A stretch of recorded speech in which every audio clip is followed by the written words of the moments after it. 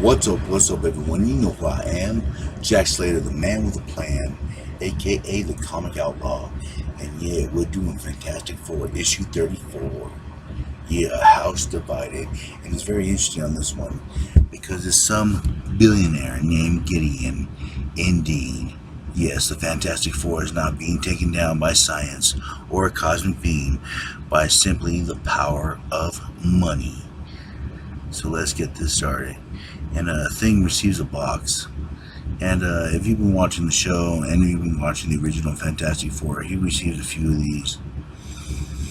At least once a month from the Yankee Street Gang or whatever. So he opens it up. The suspense builds. And it's a joke. It's a Beatles wig. And for those that don't know what the Beatles are, I would suggest you Google it, look it up, and listen to some fantastic music. But anyways, since Johnny Storm was the one that did it, he's getting ready to punch him out. Of course, the classic fight breaks out.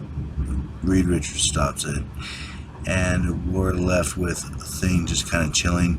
And I love how he embraces the wig, with Allison, he throws it on. Can you imagine that?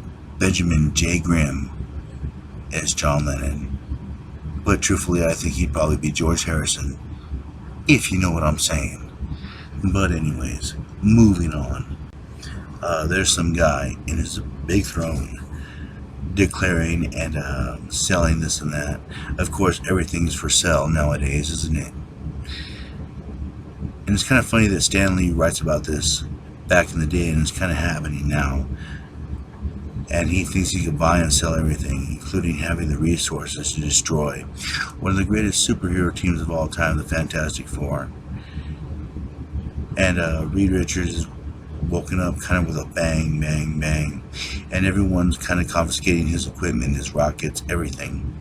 The Fantastic Car, the rebuilt men are taking everything. And he's wondering what the hell is going on. And apparently, it was Benjamin J. Grimm, that's right, the Thing that signed out all this stuff. But Ben comes in all pissed off too, wondering what the hell is going on. Apparently, some art thing went wrong, or some wet clay, or something. Like, Ben used to get mad about the slightest things. But they're going into a fight right now. And it's interesting how the police are trying to pull them off, but the fingerprints match, everything's kind of up on the up and up, and they're fighting about this. But who has the money to get this done? Who has the influence among the cops, among everything? And Sue Storm gets a message saying that Johnny is off fighting Dr. Doom's a Doombot,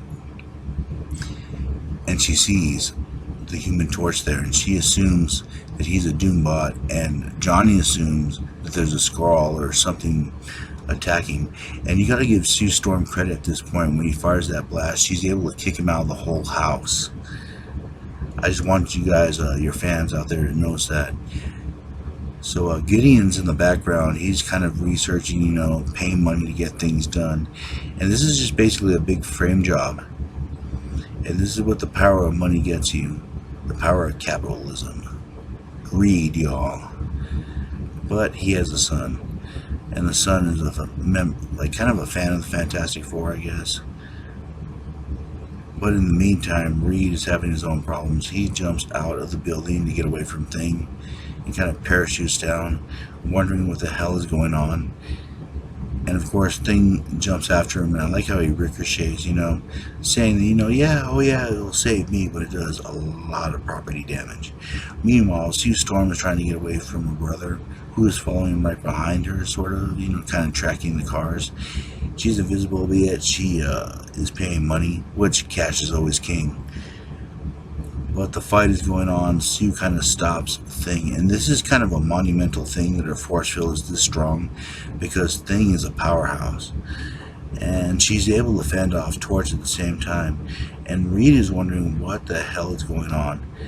This can't be happening. This is not a coincidence. It's not the Skrulls. It's not this and that. But he pulls out a weapon, fires a pellet, and boom. The Fantastic Four are quote-unquote dead. Gideon is happy. He spent his money well. But his kid, on the other hand, isn't. Because the kid love the Fantastic Four. But Gideon, on the other hand, has other plans. As the little kid runs off and disappears. But the Fantastic Four quickly recover. It was mostly a flare, just to kind of distract who's ever pulling the strings as everyone kind of pulls it together. They don't know if it's the puppet master, they don't know if it's this or that, they just need a break. And Reed kind of takes off with Sue because Thing is still stubborn and thinks that it's a Skrull. They've dealt with Super Skrull, they've dealt with people with different powers, and the Torch is kind of with him, but he's desperately out of energy. While the people are pulling the strings kind of up the ante a little bit. And basically Gideon's going on, talking about this and that, saying that he has the power to destroy these people, having all this money, but yet not realizing his son is gone. Not realizing what is most valuable to him has disappeared. But at any rate, the kid shows up and he kind of tries to stop the Fantastic Four, kind of lets them know what's going on, but there's other things at work. Gideon has hired other scientists, other people to research and do damage. And this guy's about to pull the switch to atomize, to see if they can destroy the Fantastic Four once and for all. But Thing comes in at the last minute and kind of grabs the kid while they're about to vanish them away. And of course, realizing that his son's life is on the line, he stops everything. The war stops, and he begs Reed. He asks him to stop. And Reed, of course, reverses everything, brings his son back to him, brings the Thing back. And Gideon remembers one thing: all the wealth in the world, all the fortune in the world, all the jewels mean nothing in the end. Because when you are at the end of your rope, you're just an old man with fortune. And family is the only thing that matters. And family is the only thing that matters in the Fantastic Four, as Benjamin Grimm stubs his toe in a fit of rage. And what will happen the next time this family? We'll find out, and I'll catch you on the flip side.